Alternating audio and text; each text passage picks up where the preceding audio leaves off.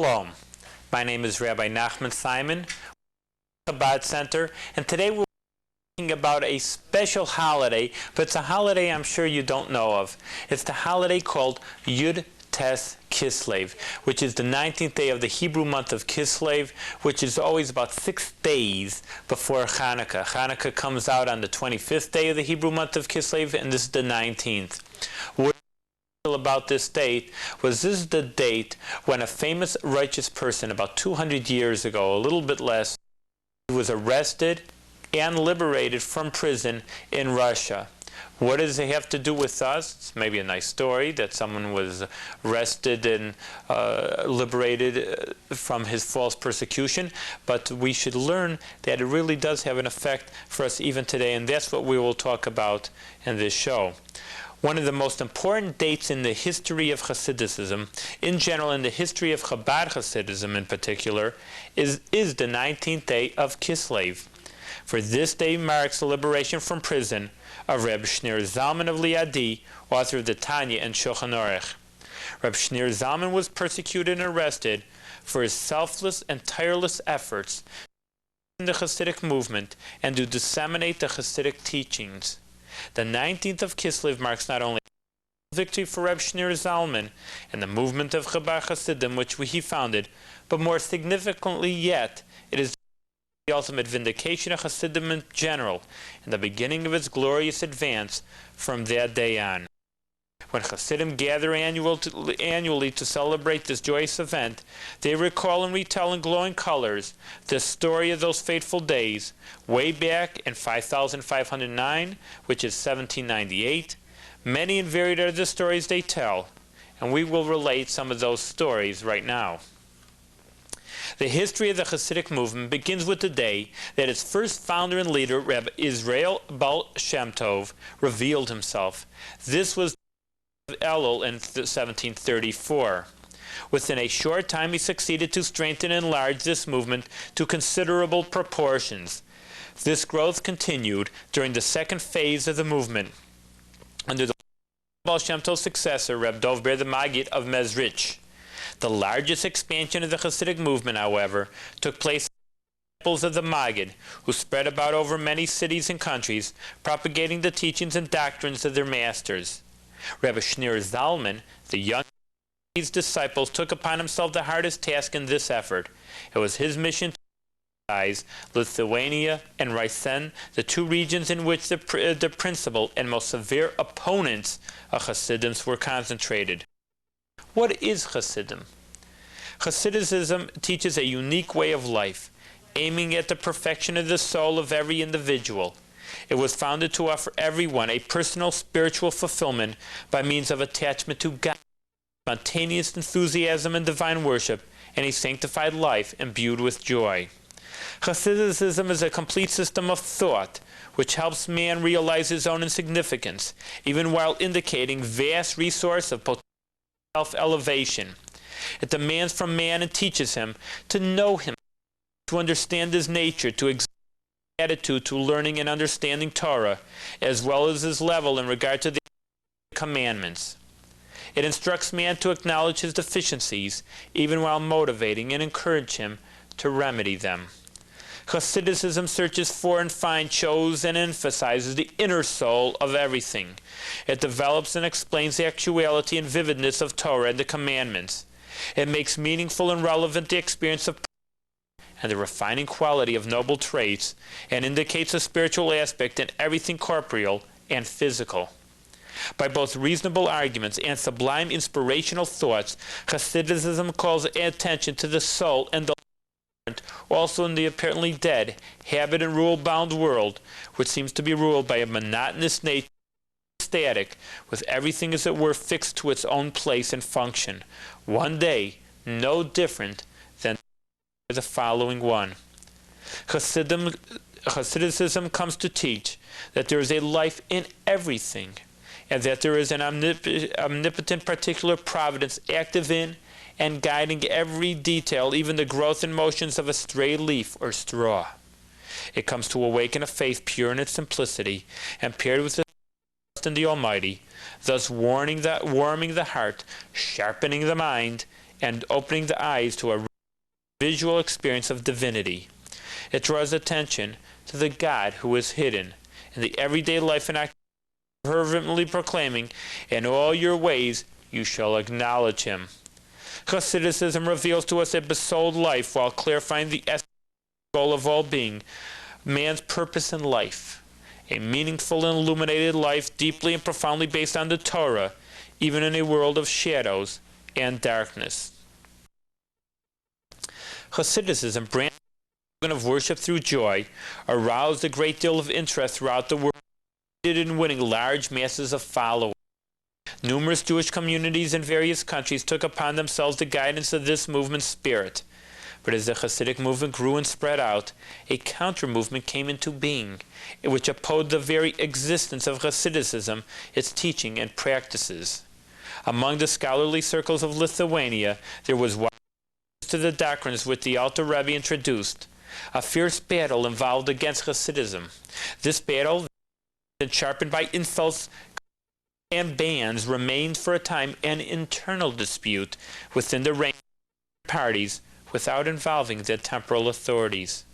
In 5533, on the 19th of Kislev, the great Maggid of Mizrach passed away, and since then the battle of those opposed to Hasidim became more intense, of cruder vindictiveness, bans, and actual persecutions. This situation caused great concern, and Reb Mendel Vitebsk, a senior disciple of the Maggid, and his younger colleague Reb Shneur Zalman of Liadi, undertook to travel to Vilna. They set out to meet with the Vilna Gaon, the leader of the Misnagdim, opponents of the Hasidism, to explaining to him the teachings and Hasidism. This peace mission proved futile, however. The Gaon stubbornly refused to receive them, even though the pleas of the Vilna communal leaders who intervened with the Gaon to receive emissaries and thus hasten an end to the dispute were all in vain, and the conflict continued with full severity. Reb Mendel Vitebsk and several of his colleagues, especially those from Lithuania, like Reb Israel Avraham of Kalisk, could no longer institutions and moved to the Holy Land. They were joined by a few families. The Alter Rebbe too took his family and with his 3 brothers and their families joined the group to ascend to the Holy Land. In the middle of the journey, as they arrived in Mohola Podolsk, the Alter Rebbe changed his mind. After long deliberations and searching, he decided to return to Lithuania and took upon himself to expound and disseminate the teachings of the Baal Shem Tov and of the Maggid. On his return from Mohola Podolsk, the Rebbe was welcomed in all communities with great enthusiasm and excitement. His efficiency was acclaimed even by scholars of the opposing camp. Wherever he held dissertations, he enthused the world of Torah. Arriving in Lyozna, he initiated philosophy known as the Chabad school of Hasidism. At the same time, he founded a yeshiva into which he gathered many high youths and introduced them to the teachings of Hasidism in the light of his original explanations and commentaries. The opponents of Hasidism renewed their battle, but in the face of the daily growth of the Hasidic community and the ever more expansion of the Hasidic teachings and practices in all larger as well as smaller communities and settlements of Jewish Lithuania, the opposition lost most of its force. A period of 20 years passed. Hasidism made great progress while the bans and persecution subsided. This status quo continued until the Vilna Gaon, the strongest figure in the opposition movement. In 1798-99, strife broke out anew with stronger impetus than previously, this time leading to all-out slander and calumnies. The sharpest arrows of the oppositions were aimed at the Alter Rebbe, who became the prime target of all accusations and charges. This was due to the Rebbe's position, the outstanding personality in the Hasidic world of his time, who, thanks to his extraordinary organizational abilities, in raising the strength and number of his movement to very high levels. Though recorded there was also a more specific cause to the Rebbe's being singled out, namely the publication and dissemination of his magnus opus, the Tanya. This most prominent and most important of his philosophical books, popularly named as the Tanya, this book contains the fundamentals of the teachings of Hasidism. It excels by its uniquely methodological system and composition, its lucid, clear, and appealing style, and the conciseness which indicates how much every word and letter has been carefully weighed and chosen.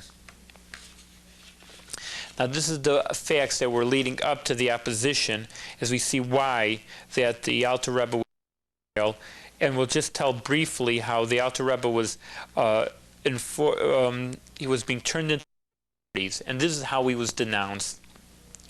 Simply that at those times, you're talking like we said, the late 1700s, that Israel, the land of Israel, was ruled by Turkey or the Ottoman Empire.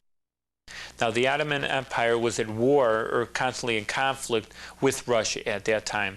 And as we said, Hasidim already traveled to the Holy Land, but they were very poor and they needed charity.